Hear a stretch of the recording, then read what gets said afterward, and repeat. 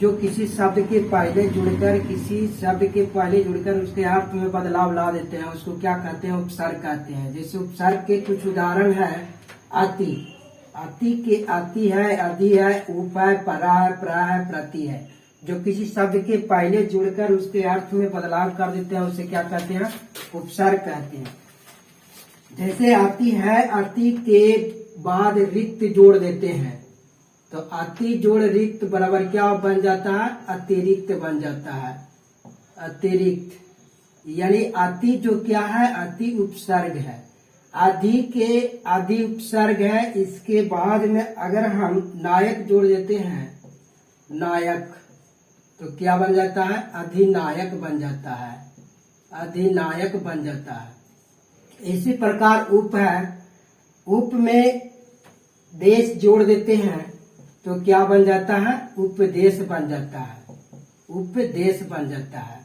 इसी प्रकार परा है, परा में जय जोड़ देते हैं तो पराजय बन जाता है। पराजय। इसी प्रकार प्रा है, प्रा में बल जोड़ देते हैं तो प्रबल बन जाता है। इसी प्रकार प्रति है, प्रति में दिन जोड़ देते हैं तो प्रतिदिन बन जाता है।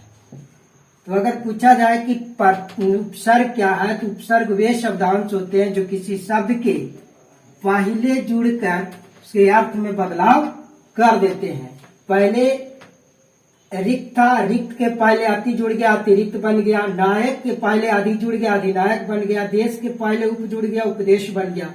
जय के पहले पराजय जुट गया, परा जुट गया, पराजय बन गया। बल के पहले प्रा जुट गया, प्रबल बन गया। दिन के पहले प्रति जुट गया, प्रतिदिन बन गया। इसी प्रकार परते, इसका उल्टा है।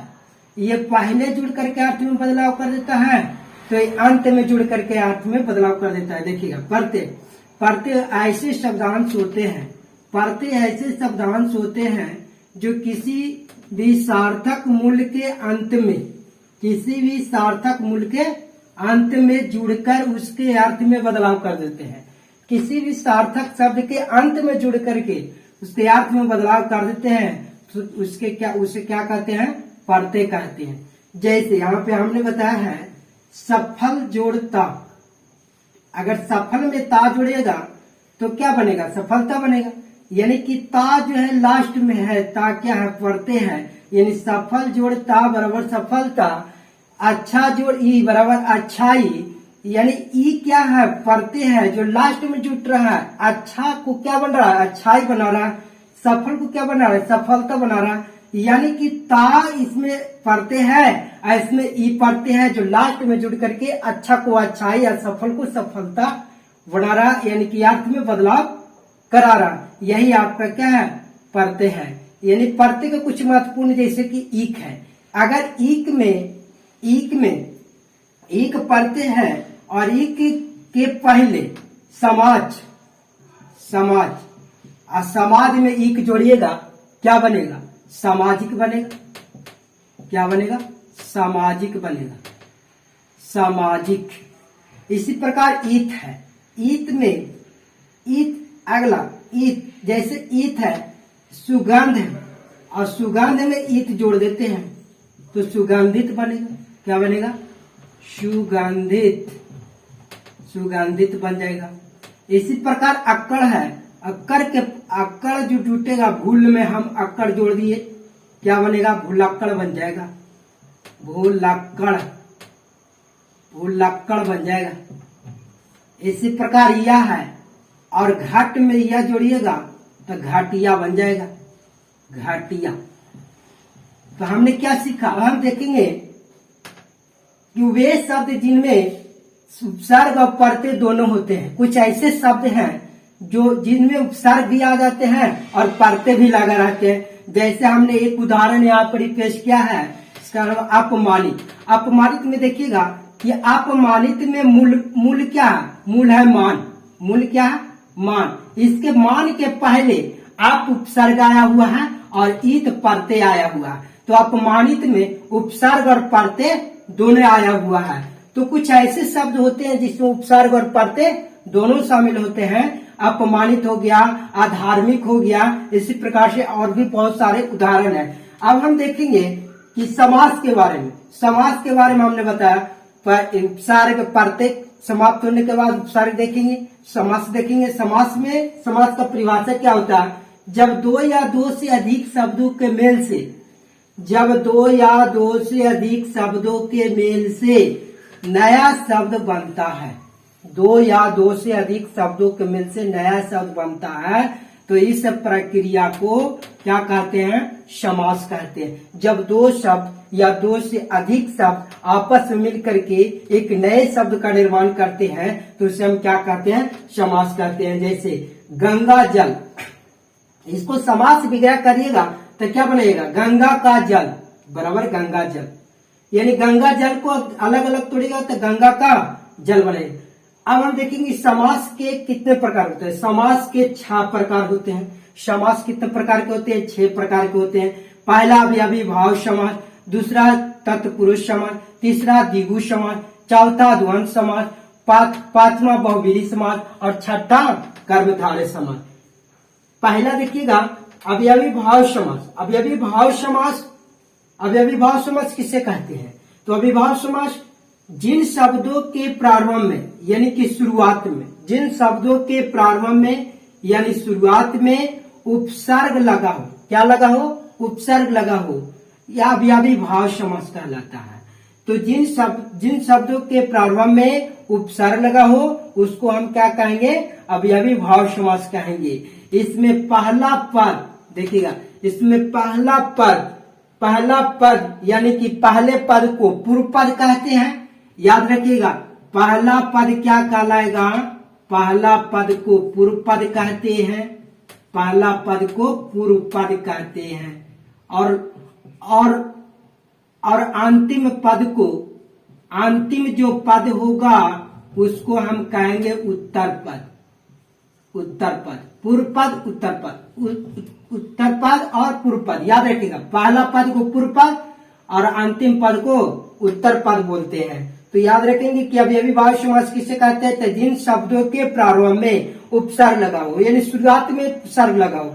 उपसर्ग हमने बताया आती है, परा है, ये सब क्या, ये जो हम जो देखे आती, आधी, उप, परा, ये सब क्या उपसर्ग है। तो ये सारे लगा हुआ रहेगा, या उसे हम क्या कहेंगे? अवयवी भाव समास कहेंगे। इसमें पहला यानी पूर्व पद प्रधान होता है। पहला पद क्या होगा? प्रधान होगा यानी मुख्य होगा, और वह अव्यय होता है। क्या होता है? अव्यय किसको कहते हैं? जो कभी बदला नहीं जा सकता है, जिसको कभी लिंग यानी जेंडर कभी नहीं बदल सकते हैं, कभी भी इसके रूप को नहीं बदला जा सकता है किसी भी परिस्थिति में, उसको हम अव्यय बोलते हैं। जैसे अव्यय का हमने उदाहरण दिया, यथा, नीर, आय, अनु, प्राय, प्रति, आदि, प्रतिदिन और भारपेट। इस तरह से जो देख रहे हैं कि ये अथा, नीर, आप, अनु, प्राय, प्रति, आदि, ये सब क्या है? ये सब अव्यय है। तो अव्यय जिसका पहला में लगा रहेगा, जैसे आपको मिलेगा प्रतिदिन। प्रति क्या है? प्रति ये आपका अव्यय है, और दिन यानी दिन में प्रति लगा हुआ है, तो प्रति अव्यय के रूप में आया और उपसर्ग के रूप में आया, इसलिए प्रतिदिन बोलेगा तो कौन सा समास? अवयवी भाव समास। उसी प्रकार भार पेट, भार क्या है? भार उपसर्ग है, पेट में जुड़ा हुआ यानी भार पेट, भार पेट क्या होगा? अवयवी भाव समास हो गया। इसी प्रकार यथाशक्ति हो गया, निर्जल हो गया और बहुत सारे उदाहरण हो गए। तो ये आपका अवयवी भाव समास हो गया। अब हम देखेंगे दूसरा तत्पुरुष समास। दो में क्या है? तत्पुरुष समास। तत्पुरुष समास के प्रकार, तत्पुरुष समास के कितने प्रकार होते हैं? तो देखिए, कारक चिन्हों के अनुसार इस समास के 6 प्रकार होते हैं। कारक चिन्हों के अनुसार, कारक चिन्हों के अनुसार तत्पुरुष समास के कितने भेद होते हैं? 6 प्रकार होते हैं। यानी पहला कर्म तत्पुरुष समास। कर्म तत्पुरुष समास आप लोग जानते हो, कर्ता ने कर्म को कर्म से संप्रदान के लिए अपादान से अधिकरण में पर, ये सब जानते होंगे। तो ये देखिएगा कि कर्म राम ने रावण को मारा, इसमें देखिएगा कि को आया, तो को क्या है? को यानी कर्म तत्पुरुष समास का बोध करा रहा है। कर्म तत्पुरुष समास का वो प्रकार है। इस पर कर्म तत्पुरुष समास के उदाहरण इसमें आएगा से का लोप होगा, से कारक चिन्ह का लोप होगा। जैसे इसका उदाहरण होगा कि पेड़ से पत्ते गिरते हैं, तो पेड़ से पत्ते गिरते हैं यानी से जहां आ गया यानी कारण तत्पुरुष समास आ गया। इसी प्रकार संप्रदान तत्पुरुष समास के लिए, जैसे हम पढ़ने के लिए विद्यालय जाते हैं तो के लिए आ रहा है वहां पर, तो यह किसका उदाहरण है? संप्रदान तत्पुरुष समास का उदाहरण है। आपादान तत्पुरुष समास, जैसे हमने देखा आपादान यानी जुदाई के अर्थ में, जुदाई के अर्थ में इस प्रकार जैसे हिमालय से गंगा निकलती है तो जुदाई हो रहा है ना, यानी कि हिमालय से गंगा निकलने के बाद फिर हिमालय में जाकर प्रवेश नहीं करेगी, यानी एक बार आने के बाद फिर उसमें प्रवेश नहीं करेगा, ये जुदाई हो रहा है। तो ये आपका कौन सा समास हो गया? यानी आपादान तत्पुरुष समास हो गया। इसी प्रकार संबंध तत्पुरुष समास, संबंध तत्पुरुष समास में काके की आएगा, यानी संबंध का रिलेशन बनाएगा। जैसे राम की बहन, श्याम की बहन, इस प्रकार से यानी संबंध बताएगा। अधिकरण तत्पुरुष समास में अपार का लोप होगा, में और पर चिन्ह का लोप होगा। जैसे में अपार चिन्ह, जैसे पेड़ पर बंदर है, यानी पर आ रहा है, यानी अधिकरण तत्पुरुष समास का वो उदाहरण होगा। अब हम देखेंगे तत्पुरुष समास के बाद तीसरा द्विगु समास। क्या है? द्विगु समास। द्विगु समास में देखेंगे कि जिस शब्द में पहला शब्द संख्यावाचक हो, जिस शब्द में पहला शब्द क्या हो? संख्यावाचक यानी संख्या का बोध कराएगा, वह हमेशा द्विगु समास कहलाता है या हमेशा द्विगु समास होता है।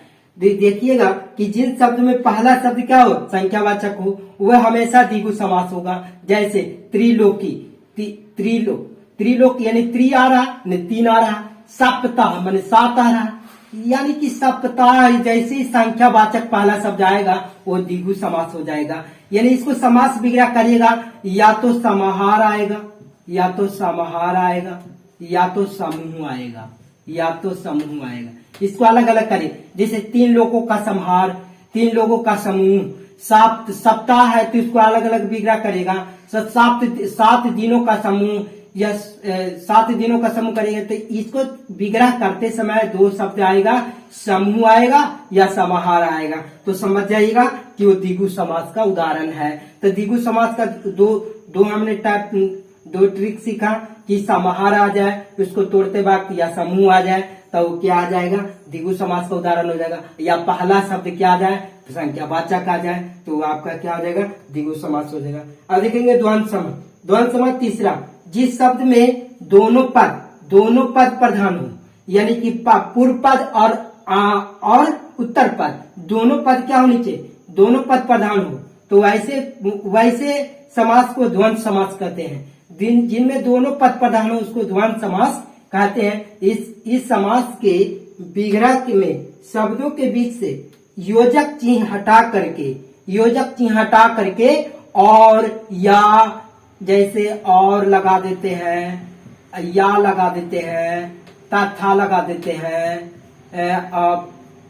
एवं लगा देते हैं, योजक चिन्ह हटा देते हैं। अयोजक चिन्ह हटाने के बाद उसको और, अथा, या, तथा, एवं लगा करके उसको समास विग्रह किया जाता है, तो उसको हम क्या बोलते हैं? द्वंद्व समास कहते हैं। जैसे देखिएगा कि द्वंद्व समास, जैसे हमने लिखा सुख दुख, तो इसको समास विग्रह करेगा। देखिए बीच में आ रहा है योजक चिन्ह, और सुख भी प्रधान है, दुख भी प्रधान है, आगे भी प्रधान है और पीछे भी प्रधान है। माता भी प्रधान है और पिता भी प्रधान है। इसके बीच में योजक चिन्ह आया हुआ, इसके बीच में योजक चिन्ह आया हुआ है ना। इसको अगर विग्रह करेगा तो दुख और सुख, आगे और पीछे, माता और पिता, या तो दुख एवं सुख, दुख या सुख, दुख तथा सुख, दुख एवं सुख, आगे एवं पीछे, आगे या पीछे, किसी प्रकार से, इतना में से किसी प्रकार से आप क्या कर सकते हैं? विग्रह कर सकते हैं लगा करके।